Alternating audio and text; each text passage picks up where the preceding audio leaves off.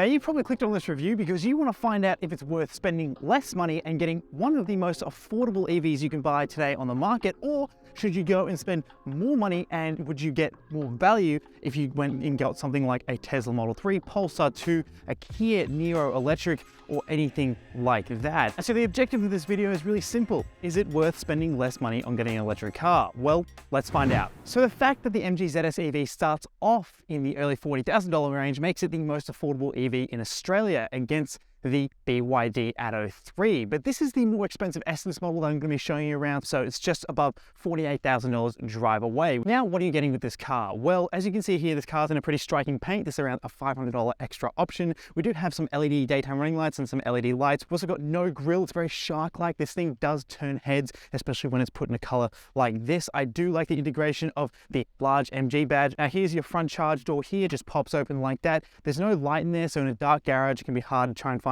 the charging port, but I do like the little MG indicator, which shows you how much charge you've got, and it's got a little MG badge with some lighting on it. Now, MG's taking a leaf out of Tesla's playbook. Here we have some aero covers over some 17-inch wheels, and we do have these wheels wrapped in a Michelin tire. Now, we do have keyless entry and exit, which I really like. We have these power folding and heated mirrors, and some silver accenting to sort of highlight some different elements of this car. And we do have roof rails on the more expensive model here as well. Now, at the back, we have a pretty small little boot spoiler. We have some nice looking LEDs. I do like those. And we have a nicely styled diffuser back here. We do have some fake vents as well, so they're not real, but they are just something there to make it look a little bit more interesting at the back. Now, I like how you open the boot using the giant MG badge here. That's pretty cool and very Volkswagen-like. Open it up, it is a manual tailgate. Now, what we have here is a decent amount of space for a small SUV. I was actually pretty impressed. Now, it may look pretty compact, but there are some nice sculpted out parts of the interior so you can fit some wider bags. And I do like these little pockets down here, which have some netting to stop any sort of small pieces falling underneath the boot floor. Underneath the boot floor, we don't have a spare tire. Instead, we have some stuff to fix one and some extra little storage trays for, like, say, a charger and all that. Now, the seats do fold in a 60-40 split, which is pretty good and pretty conventional. Nothing out of the ordinary there. You just pull some little tabs and they fold forward like that, but they don't lock in place, so they will bounce around if nothing's on them. Anyway, jumping in, I do like the trim in the back seat. We have this like faux carbon fiber weave, and I do like the fact that we do have some real material stitched on the door. And when I close that, I do feel like I have a nice amount of light coming in. I have plenty of seat room underneath the seat in front of me. This is adjusted for my driving position. I have a decent amount of knee room. I also have an okay amount of headroom, but I feel like if I hit a bump and, went a bit too high up, I would hit my head. So I'm 5'11", and I am feeling just a little bit too tall for this rear seat. We have two USB ports, one USB Type A and one USB Type C. We do have some air vents in the back, little lap pockets, and no center armrest. So yeah, if you're looking for somewhere to put your arm, you're gonna have to lean on your mate. Now, this middle seat's pretty good because there's a nice flat floor in the back, so I can actually tuck my size 11 feet in most of the way and actually feel like I could sit pretty comfortably in the back for a small SUV. But again, like I always say with these small SUVs, that's just really a jump seat, and it's going to be very comfortable for 4 people to travel around. So jumping in the front here, I do like how we have ZS EV mats. They look quite nice. I do like the carbon fiber look up here on the dash. We do have some fake stitching up on the rubber on the dashboard, but that feels quite nice when you touch it. I do also like that effect on the seats here at front. The seats up front are very comfortable. The headrest could be a bit spongier, but the seat is so comfortable on my butt. I've also got plenty of side support, which is decent for a small SUV like this. We have a 10-inch screen here. We have a 7-inch display in front of us, no heads-up display. And also, I do like this little grab handle here the passenger has, which is also stitched with some red stitching. Although I would have liked to see a color match stitching, perhaps, because there is a blue theme to this car, but they use red stitching. Now, the quality in here is actually pretty good. The door cards are a bit thin, but apart from that, everything like the center console and all that sort of stuff does feel quite quality. And so when I'm driving along,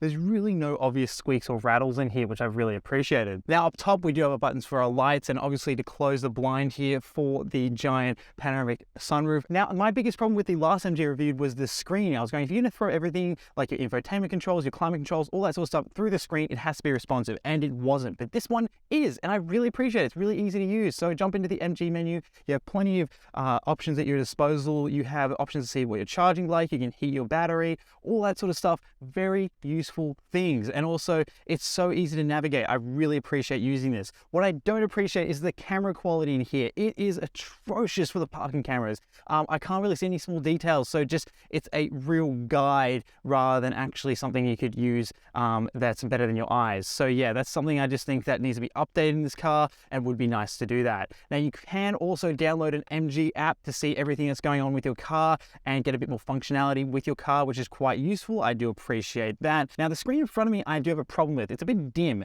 And it doesn't matter how I sort of adjust it, it always seems a bit afflicted by the glare. And another thing I did find annoying is that the steering wheel isn't telescopic. Like, why? Why are we doing this in 2022? Pretty much every car I've tested has a telescopic steering wheel. Now this center area down here, we do have a 12-volt socket and a USB Type-A port, which you need to use to plug in your phone for Apple CarPlay. And we do have a wireless charging pad. We also have some little toggles here. I really like the design of them. We have a drive mode one, so we have Eco, Normal, Sport. We've got a KERS, which is like, it sounds like something out of F1. It's really not that exciting though. It's just a different name for the regenerative braking system in here. Now, talking about the battery menu, you can actually discharge this battery and not just charge it. So when you discharge, you can output 2,200 watts to any appliance or anything you desire, which is quite cool. And then you can set what sort of discharge you want, so you can leave yourself with some range to drive off or go on your morning commute. And I really think that's quite cool. The only big problem is you have to buy that cable separately from MG. Okay, so the charging experience with this car. Well, first of all, let's see what's under the bonnet. Well, there isn't a frunk. So, it's a manually operated hood with a somewhat hard to open bonnet latch, and you can just see your electric motor. Now, as for the charging experience, well, this thing charges from 0 to 80% in 50 minutes, which I think is just a tad on the slow side for many people. So when you start up the MG, there really isn't anything too different from your normal car that you'd expect in this thing. So you have an all start-stop button, no sounds are made from the engine, everything just comes alive inside the cabin. You get like a little indicator sound that the car is on. And so what do we have? We have 130 kilowatts, which is around 176 horsepower. Underneath the bonnet, we have 280 newton meters of torque as well. And this is obviously using a 50.3 kilowatt hour battery. It's front wheel drive. And like I mentioned, we have 320 kilometers of range.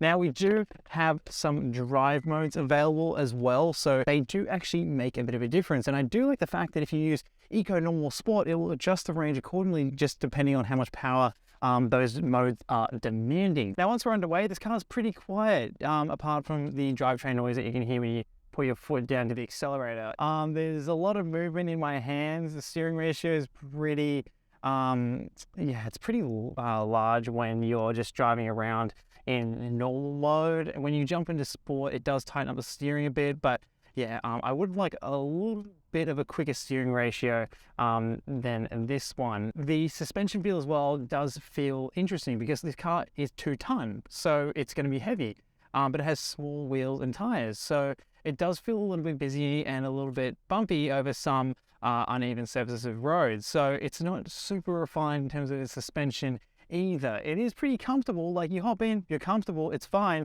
but it's just not as sort of like grounded or planted as other EVs that I've tested, because it's got a higher center of gravity, because it's trying to be a small SUV. Now, the power response is nice and healthy, and there's plenty of torque to ride through. It's all immediate, and you will be the first one off the line. Now, when you put your foot down, power is immediate. It's very squirrely. It's very quick to the mark.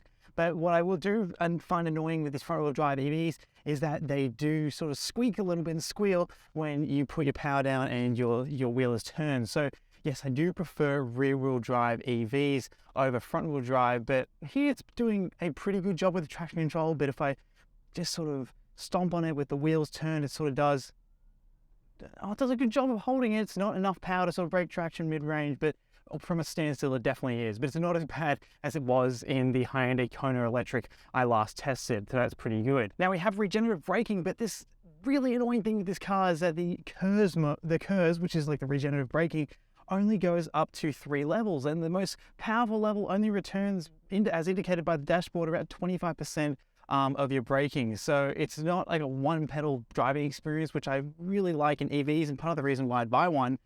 Instead, we have just like this rapid deceleration mode. So you get regen, which is good. It feeds back into the battery, but it's not as aggressive as it could be. Going into a braking experience, let's just go for an emergency brake. So let's go from 3, 2, 1.